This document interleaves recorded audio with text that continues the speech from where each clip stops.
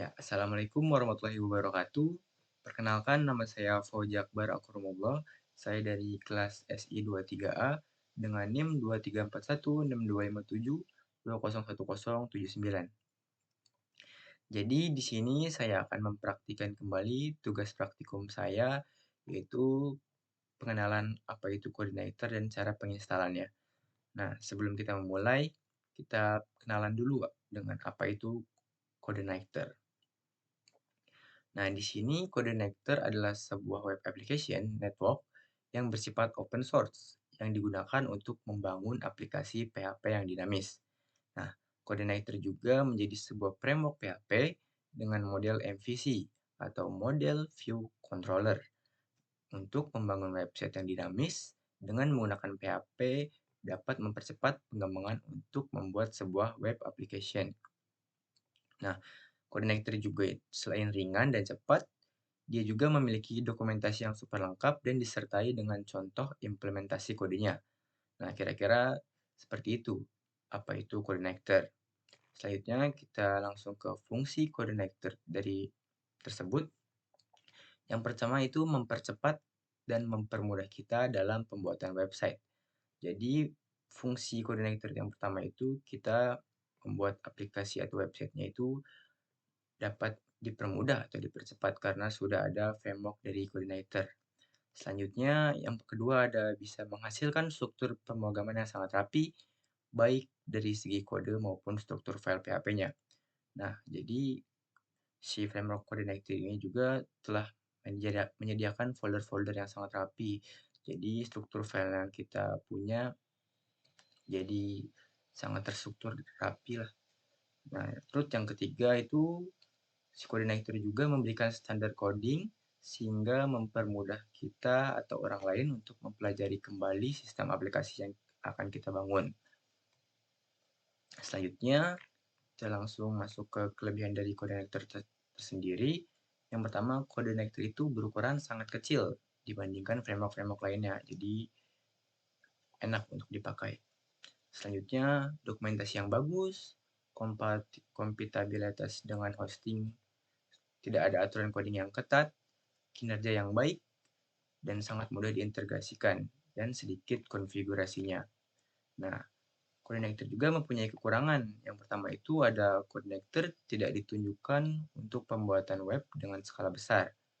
Jadi, untuk proyek-proyek kecil menengah sangat direkomendasikan lah untuk menggunakan coordinator tersebut. Tapi jika yang skala besar, mungkin bisa pakai framework yang lainnya. Nah, ada library yang sangat terbatas. Jadi coordinator itu library-nya itu sangat terbatas dibandingkan framework-framework lainnya. Selanjutnya belum ada editor khusus untuk coordinator tersebut, sehingga dalam melakukan project atau modul-modulnya harus berpindah-pindah folder. Nah, struktur folder coordinator ini kita akan bahas nanti setelah kita menginstalasi framework dari CI ini. Kita akan lanjut saja untuk membuat tutorial penginstalan dari CI. Sebelum kita menginstal, yang pertama kita harus punya dulu CI3. Nah, di sini kita akan mendownloadnya di www.coordinator.com. Di sini saya akan mendownload yang versi 3 terlebih dahulu karena PHP saya di sini masih 5.6 ke atas. Jika sudah PHP 8.1, disarankan untuk memakai coordinator 4. Jadi untuk belajar saya di sini akan memakai coordinator 3. Di sini kita pencet download saja. Nah, jika sudah terdownload akan seperti ini ya. Selanjutnya apa saja yang kita harus siapkan? Yang pertama, kita harus siapkan terlebih dahulu web browser kita atau seperti Google Chrome atau Microsoft Edge. Di sini saya memakai Google Chrome saja. Selanjutnya kita siapkan text editor kita. Di sini saya memakai Visual Studio Code dan web server juga harus kita punya. Di sini bisa memakai XMPP, tapi saya untuk di sini memakai Laragon saja. Jika kalian Jika kalian memakai XMPP juga bisa, sama saja. Tapi saya di sini menggunakan Laragon. Selanjutnya, jika sudah punya semua dari aplikasi tersebut, kita akan menginstalasi dari koordinator kita yang sudah kita download tadi. Di sini sudah terdownload folder dari koordinator 3 tadi. Kita ekstrak saja di sini.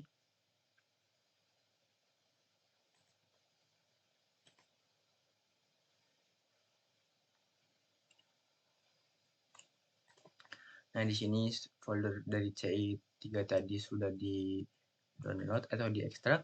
Selanjutnya kita akan rename dulu saja. Di sini kita akan membuat contoh sistem alumni saja.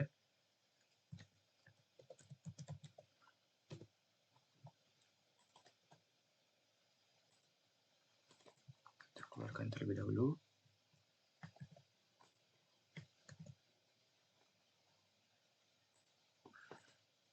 Nah, jadi struktur foldernya itu pertama ada kita membuat folder sistem alumni dan isinya seperti ini. Koordinator ada sistem, ada application, dan lain-lain. Ada user queue juga.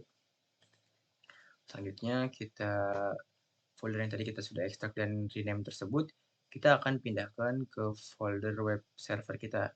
Jika kalian memakai XAMPP, kalian bisa taruh di htdoc.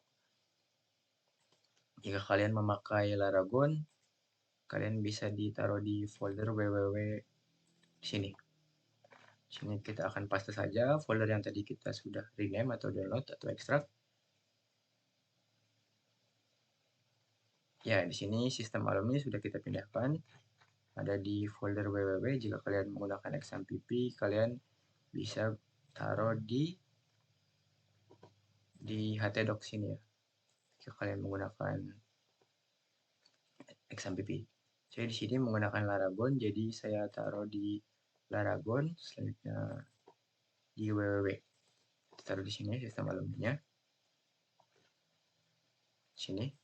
Oke, selanjutnya sudah kita taruh folder sistem alumni yang kita sudah download tadi. Selanjutnya kita akan membuka sistem folder alumninya di text editor kita. Tapi sebelum itu kita nyalakan terlebih dahulu web server yang kita punya. Kalau kalian menggunakan XMPP, tinggal start aja Apache dan MySQL-nya. Saya di sini menggunakan Laragon, jadi langsung start saja.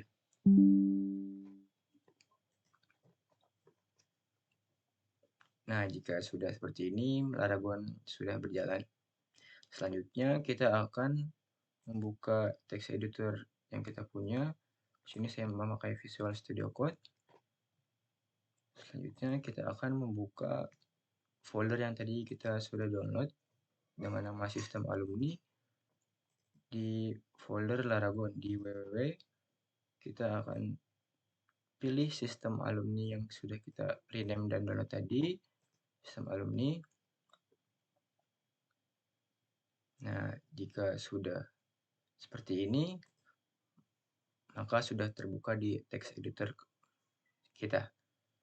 Nah, di sini dari framework C itu yang pertama ada folder application, yang dimana isinya ada chats, config, controller, core, helper, hook, language, library, logs, model, third party, view, htaccess, index HTML. Jadi di sistem ada core, ada database, font, helper, language, library, dan yang lainnya seperti ini. Jadi di sini kita akan menggunakan untuk mengcodingnya seringnya mungkin di controller atau di model atau di view. Karena tadi kita memakai konsep MVC ya. Nah, di sini kita akan jelaskan satu persatu folder yang kita punya dari CI sini. Nah, yang pertama itu di folder application. Nah, ada apa saja di folder application? Yang pertama ada chats. Ada chats di sini. Pertama ini chats. Fungsinya itu untuk folder ini berisi di halaman website yang telah disimpan ke dalam chats. Nah, selanjutnya ini ada config yang berfungsi untuk folder ini Berisi seluruh konfigurasi website mulai dari database, URL, dan pengaturan library-nya. Selanjutnya controller di sini fungsinya atau berisi tentang tempat untuk menyimpan coding yang mengatur proses pada website. Nah, jadi kita akan sering mengodingnya di folder controller nantinya ya. Selanjutnya ada core, di mana core ini berfungsi untuk menyimpan konfigurasi pada tambahan pada website. Nah, selanjutnya helper, di sini helper berfungsi untuk sebagai pusat fungsi untuk perintah tambahan pada website. Nah, selanjutnya seperti ini. Hooks untuk melakukan perubahan pada sistem sehingga modifikasi framework bisa lebih mudah. Selanjutnya ada folder language untuk mengatur bahasa pada coordinator tersebut. Ada library juga di sini untuk menyimpan sebuah library coordinator. Ada folder logs juga untuk menampilkan log atau catatan perubahan coding yang dilakukan. Ada models untuk berkomunikasi dengan database yang berisi tentang perintah atau manipulasi database. Ada third party untuk menyimpan berbagai plugin yang diperlukan untuk pengembangan website. Selanjutnya ada views untuk membangun tampilan websitenya yang berisi file-file HTML yang digunakan oleh front-end developer. Nah, kurang lebih seperti itu yang ada di dalam folder application. Selanjutnya kita akan ke sistem. Jadi folder sistem ini merupakan folder utama untuk membangun framework coordinator. Jangan lakukan perubahan kode pada folder ini karena akan merubah fungsi pada CI. Nah, di sini mungkin folder sistem ini sudah bawaan ya, jadi jangan terlalu diubah-ubah.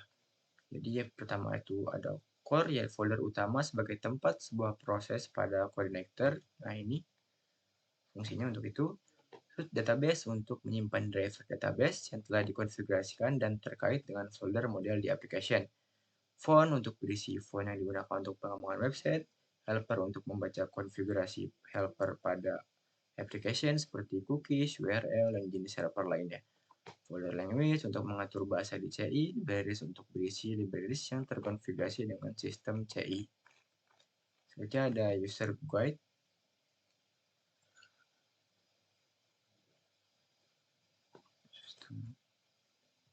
Jadi user guide ini folder untuk merupakan tambahan berisi dokumentasi resmi dari CI. Nah, jadi kita bisa mempelajari dokumentasi dari CI ini di folder user guide. Seperti itu.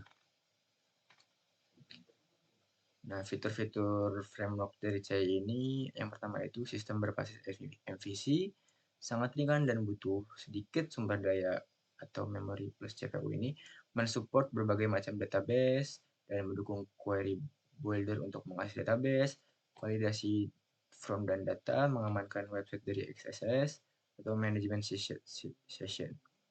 Nah, seperti itu. Selanjutnya di sini kita akan jalankan saja ya dari web CI tersebut. Di sini sudah web server kita sudah nyala, maka kita akan coba saja dengan cara localhost / nama dari yang kita sudah ganti tadi ya. Kita memakai sistem alumni.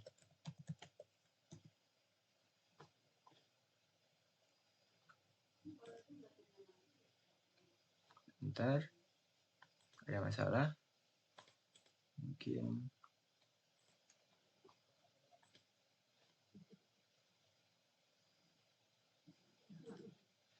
kita ke database dulu.